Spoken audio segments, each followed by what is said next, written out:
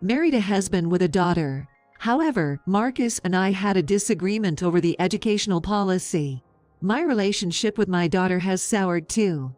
Then, an incident occurs. Suddenly, husband and daughter start ignoring me. No response to morning greetings or attempts at conversation. Even when they talk, they don't include me.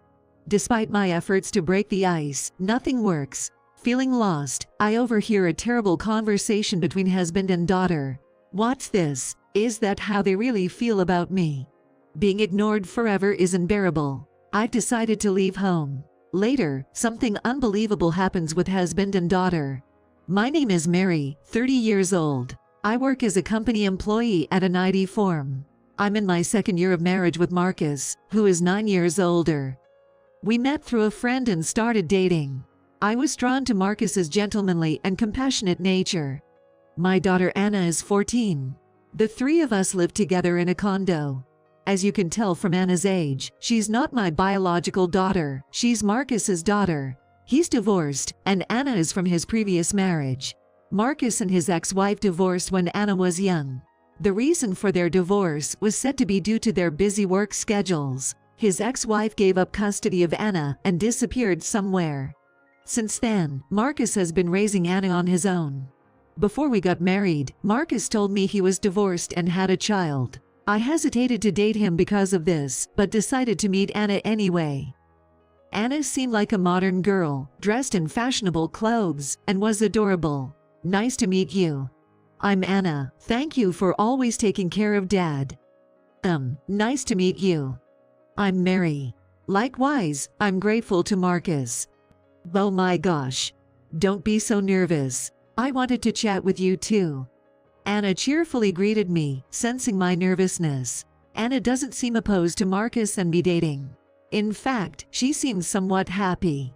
I've always been lonely without a mom. I know Dad's been doing his best for me. But Mary seems like a good person, and we get along, so I'd be happy if you became my mom. Hearing that, I wanted to be this child's mother. After a while, Marcus proposed to me, and I accepted. At first, my parents were hesitant about my marriage to someone with a child. It's natural for parents to feel that way when their daughter is raising a child who isn't biologically related. Still, I made an effort to convince them. I really wanted to become a family with Marcus and Anna, so I worked hard. Somehow, my sincere feelings must have gotten through to my parents because they eventually approved of the marriage. That's how I managed to marry Marcus against all odds. The first few months of marriage went well. Anna even called me Mom, and Marcus was kind to me. But gradually, things started to take a turn for the worse. After dinner, Anna didn't bother to clean up her plate and just lounged on the living room sofa. Meanwhile, Marcus sat next to her, watching TV and drinking alcohol. I reminded Anna to clean up her plate. Anna, clean up your plate after eating. I've reminded you about this before, right? I thought I was stating a reasonable opinion, but Anna gave me a displeased look and glared at me. Eck, seriously? It's such a hassle. Can't you just do it, Mom? No, you have to clean up your own plate. You're already in middle school, so you need to take care of yourself. Don't lecture me about every little thing. You're so annoying. Just because I asked her to do the dishes, Anna started to show a rebellious attitude towards me. I also got annoyed and ended up scolding Anna with a stern tone, saying, "What's with that attitude?" As I was arguing with Anna, Marcus took Anna's side. Hey, don't say mean things just because Anna is a stepchild. You should clean up after dinner yourself. I'm not scolding her because she's a stepchild. I'm saying it for Anna's own good. Anna and Marcus completely left the household chores to me. They do not try to help voluntarily, and although they will help if you ask them to, they complain about it. Even when I said, "We're a family, so let's cooperate," Marcus said, "Housework is women's work," and Anna retorted, "You're cold for a mother." Even though I work as well, there are times when I'm busy. When household chores are neglected during those times, they always start to complain that I'm slacking off. On top of that, Marcus and I had a disagreement over the educational policy. Anna, our daughter, is a 14-year-old 8th grader preparing for high school entrance exams. Yet, Anna just idles around without studying. Anna always says, You don't have to study desperately. You can get good grades without studying much. It is true that Anna is a good learner, so even though she spends little time studying, her school performance is not bad. However, there's no way she can pass exams without studying. Moreover, the high school Anna wants to attend is private. It's better for her to develop a habit of studying. It's a matter concerning her future, so I've urged Anna to study many times. But Anna always finds me bothersome and responds with "shut up" and rebellion. Even when I consulted Marcus, he didn't listen. Anna is fine because she's reliable. Nagging like that will only kill her motivation. Don't say irresponsible things like that. High school will be much harder for her. If she's going to a private school, it's even more important to teach her the importance of studying. Shut up. You're not her real mother, so don't act all high and mighty. Have you become more unpleasant since before we got married? We've had many arguments over Anna's education, and our relationship has become strained. Moreover, lately, Marcus has been away from home a lot. He says work has gotten busy, but maybe he just doesn't want to be with me.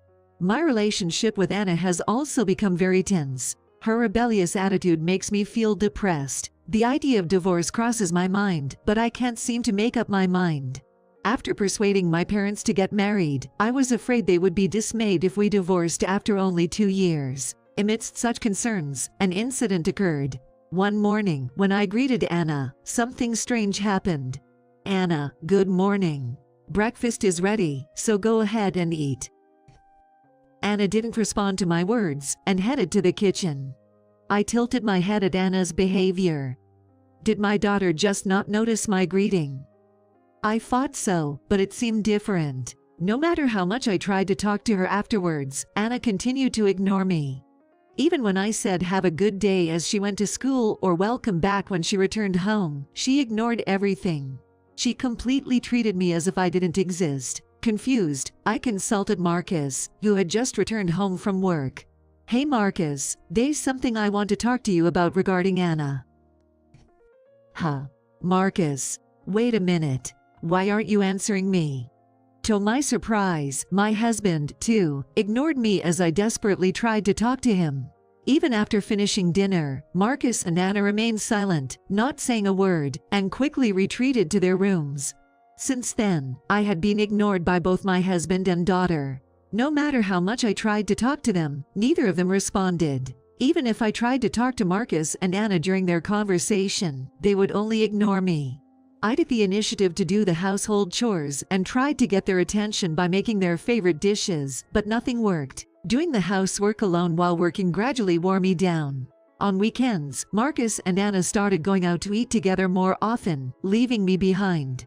Despite being a family, I was the only one excluded, and it made me terribly sad. How did it come to this? Certainly, there has been tension in the air lately, but being treated like this is just too much. I didn't understand why they suddenly started behaving this way. Even when I tried to talk to them, they ignored me, and it felt like my heart was breaking. Then a phone call came in, and I was astonished. One day, when I came home from work, Marcus and Anna were chatting. First, Anna said, "Mom is so simple-minded, LOL," making a derogatory remark about me. She continued proudly, "Ignoring strategy was a great success. Dad and I just ignored her, and she shut up and did all the chores and stopped saying unnecessary things. If it was this easy, I should have ignored her sooner." Her father agreed. In addition, she earns our living expenses and has become a very useful housekeeper. She used to be quite cheeky, but recently she's been in a good mood with us and doesn't say anything annoying anymore. She's really naive and it's been helpful, LOL. From now on, I'm going to high school and need money, so Mom needs to work even harder, LOL. I'm young and have a lot of things I want to do, so I can't do housework. Mom has to work harder than anyone else, LOL. Yay. Life is comfortable now. Let's keep ignoring her, LOL. She originally married us for the sake of being a housekeeper, so this lifestyle suits her better, LOL. Laughing uproariously, my husband and daughter were having such a conversation. Hearing their conversation, I completely lost my patience. I will never forgive them. I'll make sure they both suffer. The next morning, after all preparations were done, I greeted Marcus and Anna. However, as usual, they ignored me. Anna even clicked her tongue at me. After they were gone, I packed my things and left the house. My family was surprised when I suddenly returned home, but when they heard the circumstances, they said, "You can stay as long as you want." When my parents sympathized with me and said it must have been tough, I felt like crying. Despite persuading my parents so desperately to marry Marcus, I thought I would be blamed for this situation. But my parents were more concerned about me than anyone else. A few days later, Marcus gave me a frantic call while I was relaxing at my parents' house. When I answered the phone in disgust, he suddenly started cursing at me. "Where the hell are you? How dare you, as a mother, gallivant around like this? Aren't you ashamed? Get your ass back home." I couldn't believe he would start yelling at me right off the bat, especially after not hearing from him for so long. Fed up with Marcus, I calmly declared, "No way. I'm not coming back. Marcus, I'm divorcing you. I can't deal with you anymore." What nonsense are you spouting? Stop acting like a brat just because I ignored you for a bit. I'm telling you, we're not getting divorced. He seemed adamant about not getting divorced, perhaps because he didn't want to let go of the housekeeper. But my next words left him speechless. "No, we're definitely getting divorced. Because you're cheating, aren't you?" That one phone call I received earlier. Turns out it was from the husband of Marcus's mistress. Marcus wasn't working late, he was meeting his lover. When he and Anna went out on holiday, he and his lover had gone out to dinner together. During their conversation, I overheard something unsettling. "Dad's lover, she's beautiful and pretty. I wish that one was my mom. Then I could have bragged about it to everyone in class. I agree with you, but she has a husband. Besides, I can't let her be like a housekeeper, her beautiful hands will get rough. A housekeeper is for a simple woman like Mary." Marcus never even dreamed that I knew about his affair. I dropped another bombshell on him. "I'm charging you alimony for the divorce. Oh, and I've sold that apartment. You'd better get out of here." The apartment where we lived as a family was bought by my father before we got married and was in my name. So, I hired movers and secretly moved all the furniture I bought into a new apartment. I sold the old apartment after we left and bought a new one for myself, all without Marcus and Anna knowing. Of course, I got permission from my father. If anything, my father was even more supportive. By the way, I sent Marcus and Anna's belongings to my in-laws' house. Just to be sure, I included a letter explaining the situation thoroughly. But there's nowhere for Marcus and Anna to go back to now. Marcus's brother's family lives with his parents, and he doesn't get along with his father. To top it all off, he was cheating. It's pretty obvious that Marcus will be disowned by my in-laws. Marcus, driven into a corner, desperately begged for forgiveness over the phone, as if he thought his position was in trouble. "I'm sorry. I got carried away because you were so nice, Mary. I promise, I only love you, Mary. Please forgive me." He apologized earnestly, but that's not something I can forgive. I'd been trying so hard to become a real family with them. I scolded Anna harshly because I was worried about her future. I argued with Marcus because I wanted us to think about our daughter, Anna, together as a couple. But Marcus and Anna, for petty reasons like wanting to take it easy or wanting to have their way, ignored me and hurt me. I can't live with such people anymore. You and Anna don't want a family. You just want a maid to boss around for your convenience, right? I tried to become a family with you guys, but what a cruel story. It's impossible for me to stay with people like you forever. I'm not thinking like that. I truly feel sorry. Anna also says she wants to apologize to her mom. I don't have a mean-spirited daughter who mocks others. Didn't Anna say she wished she had a beautiful mom? She'd probably be happier being with someone other than me. Just stay away from me. With that, I hung up on Marcus. A few days later, the divorce with Marcus was finalized through a lawyer. I demanded compensation from him and his lover. Apparently, the lover's husband also demanded compensation from them. Marcus depleted his savings, but it wasn't enough, so he took out a loan to repay the compensation for both us. He and Anna were kicked out of the apartment and are now living in an old, cheap apartment. The lover borrowed money from her parents to pay the compensation and is now working at a relative's factory. I thought it was over, but a few months later, Marcus actually requested reconciliation. "Hey Mary, please give me another chance. What's this all of a sudden? You and I are already divorced, we're strangers now. Don't contact me." Don't say that. Right now, Anna is in trouble. According to Marcus, due to his debts, they couldn't afford Anna's school fees, and she couldn't attend the prestigious private high school she dreamed of. Anna reluctantly enrolled in a public high school. But because of her selfish personality, she ended up being disliked and isolated by her classmates. Anna, who has become treated coldly by her classmates, has turned into a shut-in and apparently spends her days venting her frustration on Marcus. Moreover, there's no one to do the housework, and the room is just getting dirtier. Because of the foul smell, they are likely to be kicked out of the apartment they live in. Although Marcus tearfully recounted the story, it's all his own fault. "I won't reconcile with you.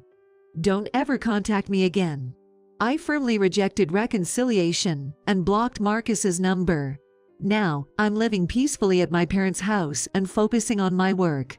After the trouble with my family, I'm not considering marriage for a while. For now, I just want to develop a better eye for men.